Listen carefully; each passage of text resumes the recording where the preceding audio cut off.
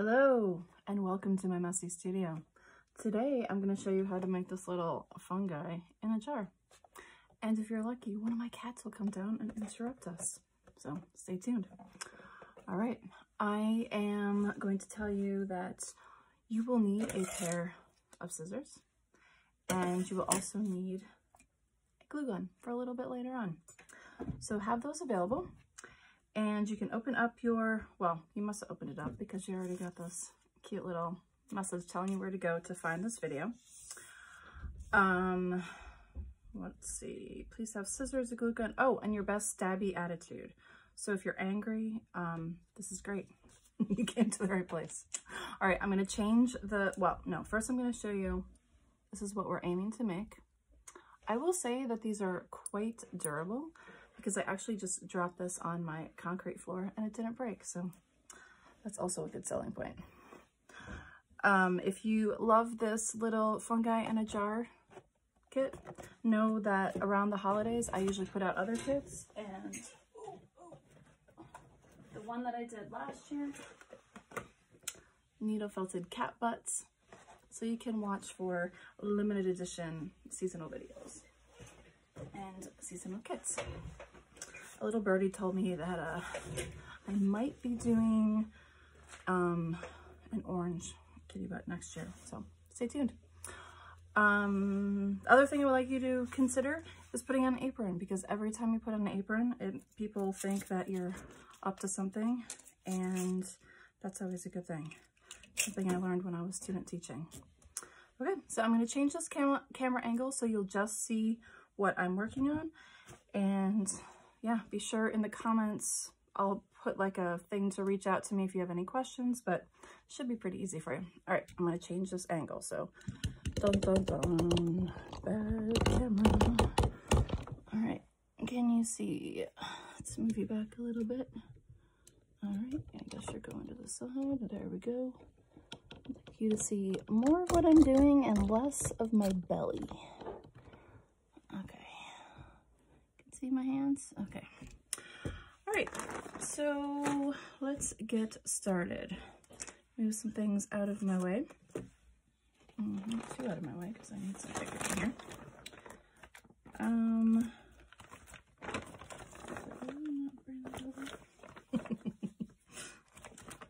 All right, hold on. I already forgot. Oh, there it is.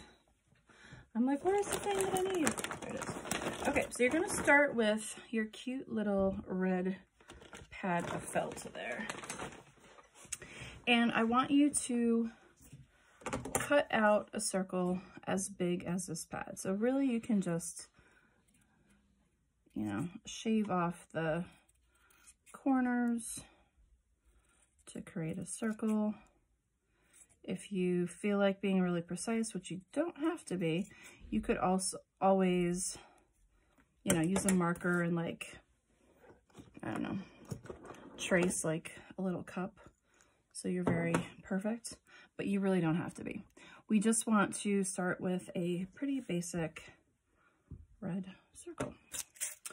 And this wool is different. This little felted pad is different than what you're going to get at the normal craft store, because this is 100% wool. So you might notice if you like do a little bit of this, it starts to stretch out. This is also known as pre-felt. So it's lightly felted wool that you can still kind of manipulate. And I chose to give you the nice pre-felt versus, you know, just giving you something from the regular craft store. One, because we're professionals now. You have a kit. And two, because it's just easier. The ones in the store have like plastic added to them, so it's not really conducive to felting. Because as you know, plastic doesn't shrink the same way that wool would shrink. Okay, the next thing you're going to do is take your wool roving. So this is the red roving that is in your kit. And this is wool that has been sheared, cleaned, carded, and dyed. I don't think we have red sheep running around anywhere that I know of. And so I'm using a 19 micron. This is a super fine merino. If you go to buy your own merino, you know, you can buy something that's maybe a little bit more coarse, which would probably be more like a 16 or something. micron. But this is a little bougie because guess what? I'm a little bougie myself. So here we go. All right, let me move this over so you can see my hands really well. So you're gonna start by just pulling off little tufts. So you'll notice that my one hand is all the way over here. My other hand is all the way over here. And I'm just kind of grabbing the wool and just kind of pulling little tufts off. If you go to grab the wool and you're like, hey, I can't get this apart, just separate your hands a little bit more and lightly just pull out. Let's just pull out 2 tufts to start. And you're gonna start by just placing them on your cute little wool pad. So we've got 2 going that way. And now we're gonna pull off 2 more. And we're gonna make 2 going the opposite way, just right on top of that wool pad. And I know I make it look pretty easy pulling the wool apart, but after a couple tries, you'll probably get it. Okay, and just to start, we're gonna take our little needle. You always wanna do this on top of a foam pad because 1, if you're doing it on your lap, you're gonna stab yourself in the leg. That's bad joke number 4, maybe. And 2, if you were just doing this, you know, on your table, you would just be stabbing and break your needle. So that's why we use the foam pad. If you check like the height of the needle, you know, you can go in pretty deep without hitting the surface. And just take a couple stabs into that wool pad approximately. It's gonna get like a little stuck to the foam and that's okay. Just a couple stabbies. Did I even say my name at the beginning of this? I forget. I'm Shanna Warwick of BlckBts. So there's also our introduction. And then you're gonna pick it up by just kind of like scooping it up with your fingers, and some of the wool might come off and that's totally okay. But now you're going to wrap that wool from the first side just around that little felted pad. You can take a couple stabs here. You notice my fingers, You notice my fingers are just kind of like lightly kind of wrapping that wool over to get that circular shape. I'm just gonna do a little bit. It's okay if it's not perfect. We're making an organic little mushroom, so imperfections are welcome. All right, now we're going to take a little bit more of that wool roving and do the same thing on this side.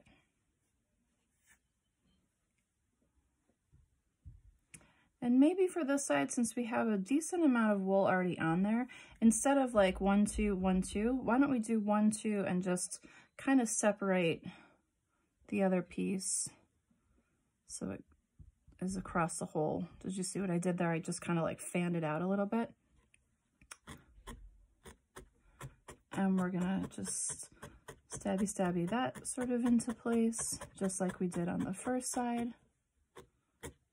Oh, one of my cats is down here, so it's your warning if it starts making meowy noises. He likes to sing the song of his people. Okay. All right, same thing. We're just gonna kind of scoop it up, stick our little cute little fingers under it and peel it back. And then we're gonna do the same thing by wrapping the wool around to the other side. So that little foam pad that we started with is completely encased in the wool fibers, the wool roving fibers. And now again, we're just gonna stabby. And you'll notice with my one finger, I'm kind of smoothing it out, and maybe I'm just kind of dragging my needle along to keep that circle like as tucked in as possible.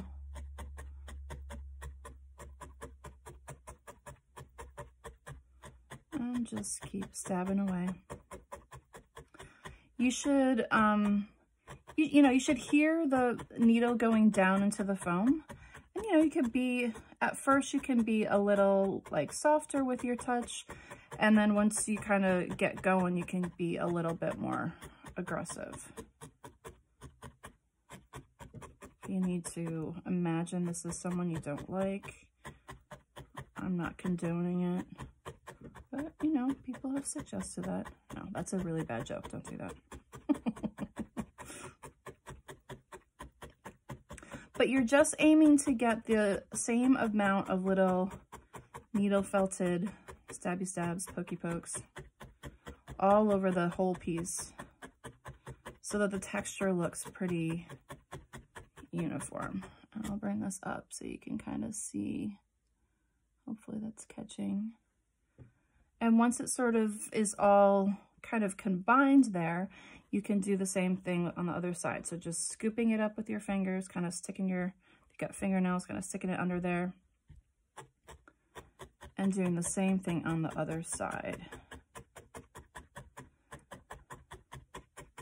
There's no right or wrong other than just to kind of get all of those fibers combined. So this little needle has little tiny burrs on it if you were to look at it up close. And that helps all the little woolly fibers get tangled into each other, and that kind of locks them into place. So this is sort of a way of sculpting the wool with a needle. Now, if you get into a more advanced and want to keep kind of going with this, there's all sorts of different needle felting tools. There's electric tools. There is tools that have multiple needles on a little handle. There's different gauges of the needle. But this, you know, for this kit, we just kind of started at an average gauge of needle. I think I gave you, I don't even know, maybe 36 gauge of needle.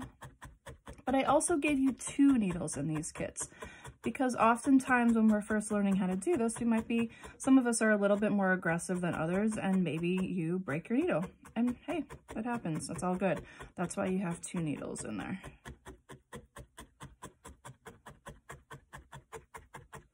And you're just going to kind of keep going back and forth, flipping it over, flipping it back and forth. I'm going to use the power of television to pull up a piece that is more aggressively felted. So you'll see it's like less fuzzy and more uniform. And that just happened by continuing to do what we just did. But just for the length of this video, you know, you can pause the video. Now, I'm going to show you one that's already kind of made, and see how it has that like cute little nipple on the top. To make that cute little nipple on the top, we're going to take, again, more of our roving.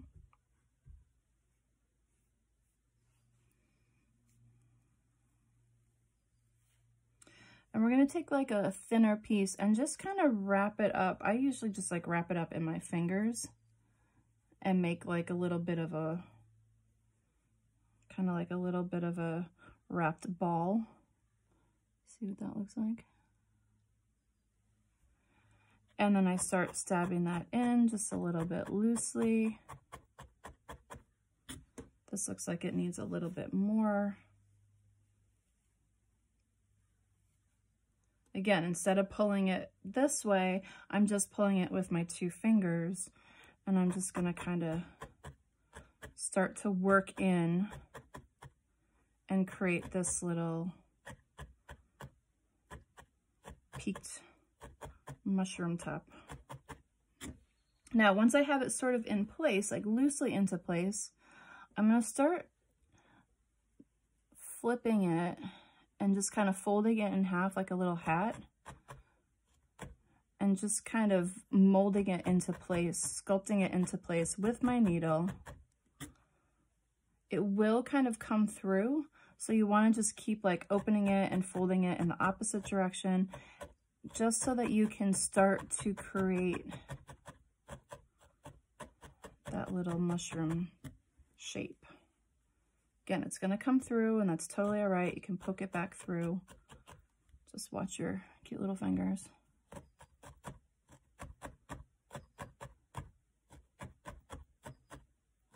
And you're just going to keep kind of making that little shape, almost like a little hat.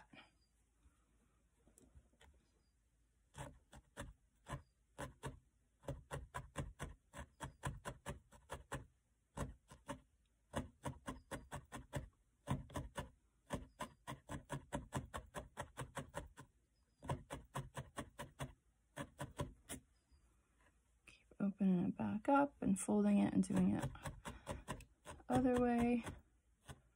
It's going to go through a bit of an ugly stage, but once you kind of work it a little bit, you'll start to create that little mushroomy shape. And just keep working it a little bit. Just keep kind of hitting it from different angles. Maybe you want to go back to the top. If it's a little too tall, you can go back to the top and you can squish it down, or just hit it from the sides. This is one time when it's works well for me to have these long claw fingernails, because I can use my little claws to get everything in there and not stab my finger, hopefully.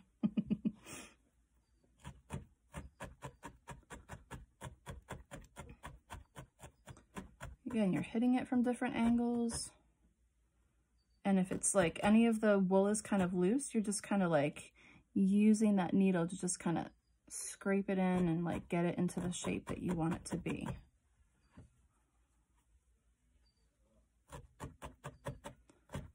And I apologize if you can hear my cat in the background.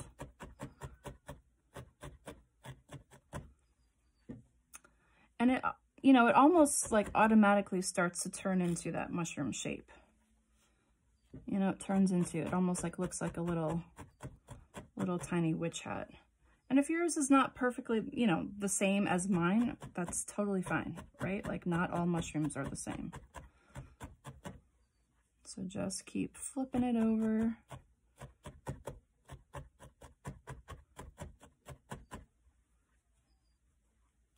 Stabby it into shape. And you know that you're quote unquote done when it's like less fuzzy and feels a little bit more dense to the touch. You notice I'm like I'm like holding up the little top, the little pointy part, and just kind of working it with from this angle. And then I'm going back and maybe I'm hitting it from underneath just to, again, kind of create that shape, and just kind of keep rolling it around. Stabby, stabby, stabby. Until you have like a little mushroom shape that you're happy with. Looks like a little hat, right?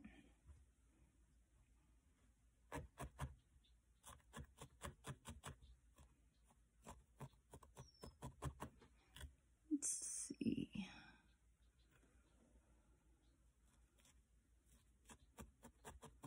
All right, I think I'm going to upload this video in 2 parts. So this would be the time for you to go ahead and flip over to part 2.